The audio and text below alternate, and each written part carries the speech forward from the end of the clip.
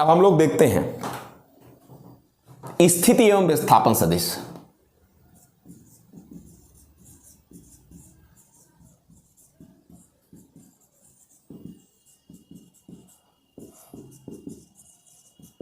Position and displacement vector.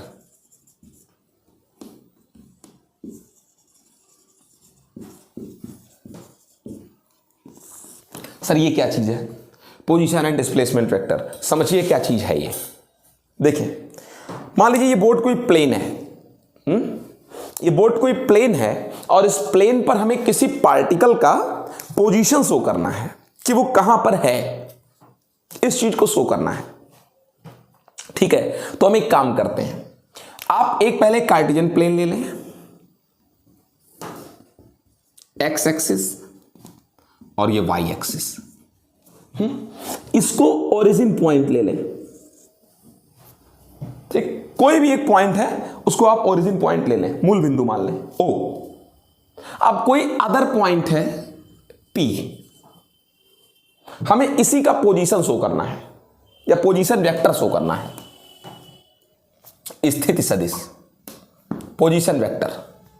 तो आप इस पॉइंट पी को, मान लीजिए कोई पॉइंट था जो मोशन में है, गति में है, रुका नहीं है, वेरिएबल है, इस समय किसी क्षण t1 पर, t1 टाइम पर वो यहां पर है P पॉइंट पर। तो इस ओरिजिन पॉइंट से इसको मिलाएं।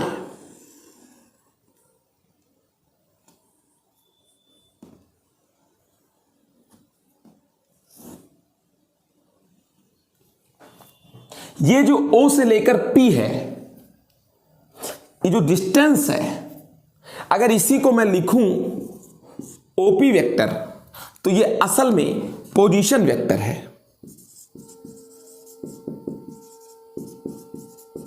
किस पॉइंट का? P पॉइंट का। किस क्षण पर? t1 टाइमिंग पर।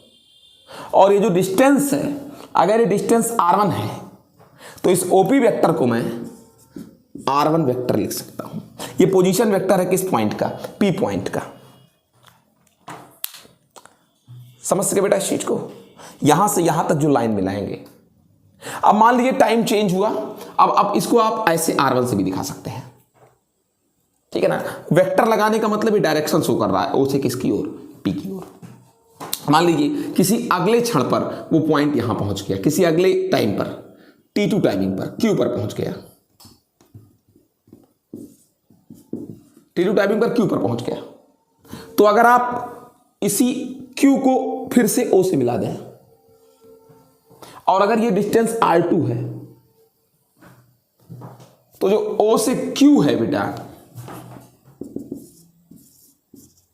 ये इस दूसरे वाले पॉइंट का टाइमिंग t2 पर क्या है? पोजीशन वेक्टर है।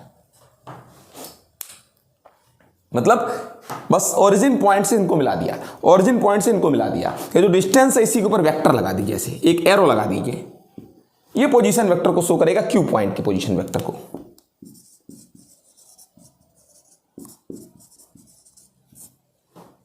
समझ गए? ये जो r1 है ना, ये मिनिमम डिस्टेंस है O से P के बीच की, मिनिमम डिस्टेंस। ये r2 मिनिमम डिस्टेंस है O से किसके बीच की? Q के बीच की। अलग अलग टाइमिंग पर r1 वेक्टर, r2 वेक्टर, इनके पोजीशन वेक्टर है। P पॉइंट के और किस पॉइंट के? Q पॉइंट के पोजीशन वेक्टर है। और अगर मान लीजिए कि अगर आपने P से किसको मिला दिया, इसको ऐसे बना दीजिए,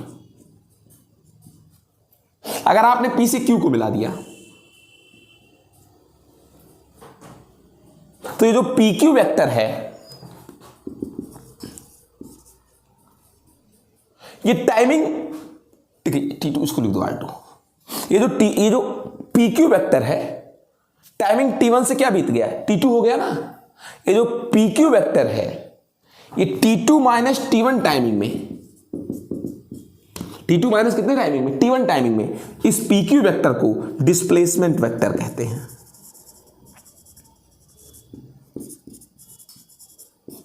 क्योंकि जो पार्टिकल था वो P से कहां पहुंच गया? Q। कितने टाइमिंग में? T2 माइनस T1 टाइमिंग में। T2 माइनस T1 टाइमिंग में पार्टिकल P से किस पर पहुंच गया, Q पर पहुंच गया। तो ये जो PQ वेक्टर है ये डिस्प्लेसमेंट वेक्टर होगा। समझ गए। अब एक चीज आपसे एक चीज कहें, अगर वेक्टर रूल के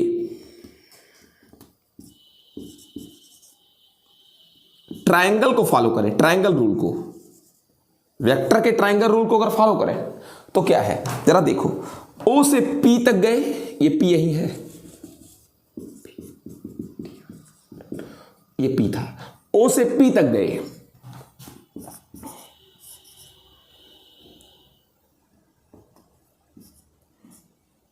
फिर P से Q,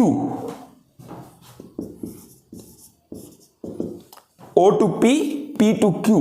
अब जरा नेट देखो, O से कहां तक, Q तक। भाई देखिए इनिशियल यहीं से शुरुआत हुई थी, O से P, फिर P से Q, फिर मतलब नेट हमने O से कहां तक की दूरी तय की, Q तक की। यहां से जरा PQ वेक्टर,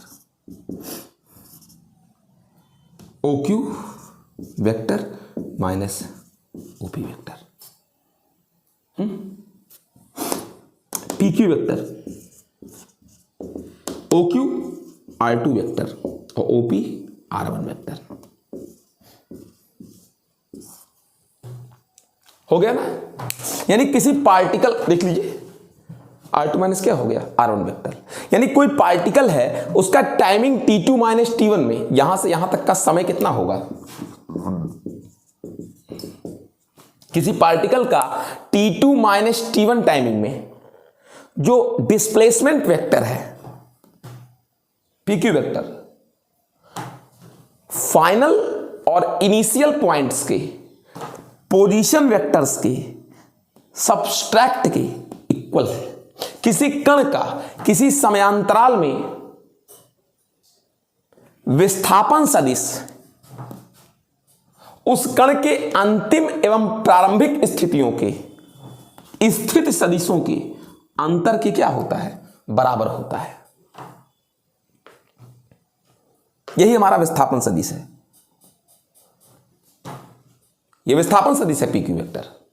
ये कण के अंतिम और प्रारंभिक, अंतिम स्थिति ये है Q, प्रारंभिक स्थिति P है, कि विस्थापन सदिशों के अंतर के बराबर था R2 माइनस किसके, R1 के। और आप एक चीज क्लियर करिएगा कि जो विस्थापन सदिश है, जो कौन है बेटा, विस्थापन सदिश है, एक्चुअल में वो उस एक्चुअल पाथ पर नहीं डिपेंड करता जिससे होकर कण गया होगा। ये केवल अंतिम और प्रारंभिक बिंदुओं पर डिपेंड करता है विस्थापन सदिश। ये उस वास्तविक पथ पर नहीं डिपेंड करता विस्थापन सदिश, जिससे मान लो कण ऐसे ऐसे गया होगा P से Q, तो इस पर नहीं डिपेंड करता विस्थापन वेक्टर। ये केवल अंतिम और किस पर, प्रारंभिक स्थिति पर निर्भर करता है। समझ गए आप मेरी बात को? जी हाँ, ये पूरा विस्थापन सदिश रहा।